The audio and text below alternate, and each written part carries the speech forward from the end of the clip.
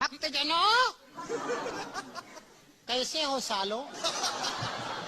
आपने कहा हम पीडीए की राजनीति करेंगे, बीजेपी कह रही है कोई पी और डी मत देखिए खुद को, एचए है, हिंदू और अल्पसंख्यक, ये राजनीति होती है। पी और डी में मत बटिए क्योंकि बट करके ऐतिहासिक गलती कर दी। राजकुमार भाटी जी, पीडीए की बात करना तो बांटना है। जो दबे कुचले लोग हैं, वंचित हैं, शोषित हैं, जिन्हें हर तरीके से दबाया गया है, उनके अधिकार की बात करना तो बांटना है। और हिंदू मुसलमान की बात करना एकता करना है, वो बांटना नहीं है। यही नहीं, अभी और सुनिए। अजीब, मतलब समझ से बाहर है मेरी से तो। नहीं, वो कह रहे हैं कि एक ही पैमाना आप दोनों पर लगाइए ना। अगर आप हिंदू की जाति की बात कर रहे हैं, मुसलमान की जाति पे कोई बात क्यों नहीं करता? उन्होंने कहा मुसलमान की जाति का कोई भी कांग्रेस का नेता जिक्र तक नहीं करता। आप चाहती हैं कि जातियों पर बात हो? आप ही कर रहे हैं, आप खुद ही कर रहे हैं, जाति पे बात क्या बात कर रहे हैं? मैं तो कहती हूँ जाति पे बात ही नहीं होनी चाहिए। पहले आप अच्छी तरह समझ लीजिए कि हम बात क्या कर रहे हैं। पहली बात तो अभी मुझे थोड़ा सा समय दीजिए, आप सबको समय दिया, आप मुझे बोलने दीजिए। अभी आपने प्रधानमंत्री जी को सुना, हमने आपके चैनल पर हम सुन रहे थे। अभी इतने बेझिझक तरीके से हिंदू मुसलमान कर रहे थे। जिस देश का प्रधानमंत्री हिंदू मुसलमान में बांटने की कोशिश करता हो, जिस देश का प्रधानमंत्री दो वर्गों के बीच भेद की बात करता हो, उस देश का ईश्वरी मालिक है। इस सज्जन को क्या तकलीफ है भाई? क्या तकलीफ है इनको? कैसे बांटा उन्होंने?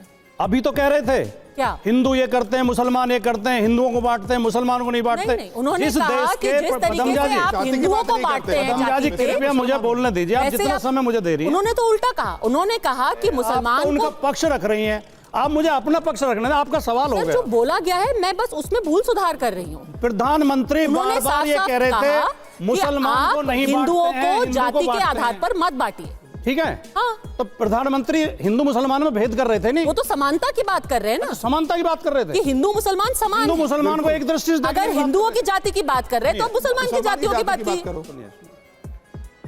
सबके लिए समानता होनी चाहिए। हिंदू को बांटने की बात करते हैं। हिंदू समाज को उसने बांटा जिसके साथ शिक्षक भर्ती में बेईमानी हुई है और वो अपने हक की आवाज उठा रहा है, या उसने बांटा जिसने बेईमानी की है?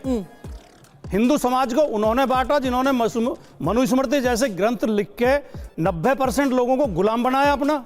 हजारों साल तक उन्हें शिक्षा से, सम्मान से, संपत्ति से वंचित रखा, जिन्हें बराबर में नहीं बैठने दिया, जिनके पीठ पीछे झाड़ू बांध दी गई, गले में मटकी लटका दी गई जाति के आधार पर। अभी 2024 में या हम उन्हें समानता की बात कर रहे हैं, हम उन्हें सम्मान देने की बात कर रहे हैं, अधिकार देने की बात कर रहे हैं, सामाजिक न्याय देने की बात कर रहे हैं, हम बांट रहे हैं।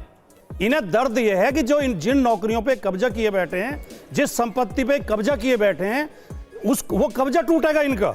अगर दलित पिछड़े एकजुट होंगे, पीडीए एकजुट होगा, वो अपने अधिकार मांगेगा। ये अधिकार देना नहीं चाहते। नतीजे दिखा रहे हैं कि एकजुट है नहीं ना, वो जाति के आधार पे एकजुट हो नहीं रहे। बिल्कुल गलत, ये तरीका गलत है। ये तरीका गलत। जब आपने किसी को नहीं टोका तो मुझे भी बोलने दें। जो आरएसएस आज हिंदू एकता की बात कर रही है, उस आरएसएस ने आज तक 95% समाज से एक भी अपना प्रमुख क्यों नहीं बनाया? सारे प्रमुख इनके एक ही जाति से क्यों होते हैं? भाटी जी, क्या एक ही जाति में योग्यता है? भाटी जी, ये बड़ी अच्छी बात कही आप।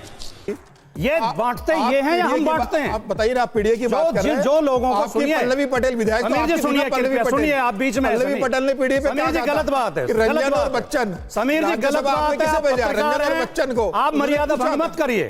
आप पत्रकार, आपसे पूछो, जवाब बने रहें। मेरी बात पूरी हो जाए, पूछ रहा हूँ, जवाब दे। मेरी बात पूरी हो जाए फिर आप पूछना। बच्चन पीडीए में आते थे क्या? जो पल्लवी पटेल ने पूछा, मेरी बात तो पूरी होने दे। विधायक ने पूछा ना, पल्लवी पटेल जवाब देने दीजिए। रंजन और बच्चन क्या पीडीए में आते? जो लोग दलित दूल्हे को घोड़ी पर नहीं बैठने देते, बांटते वो हैं या हमें?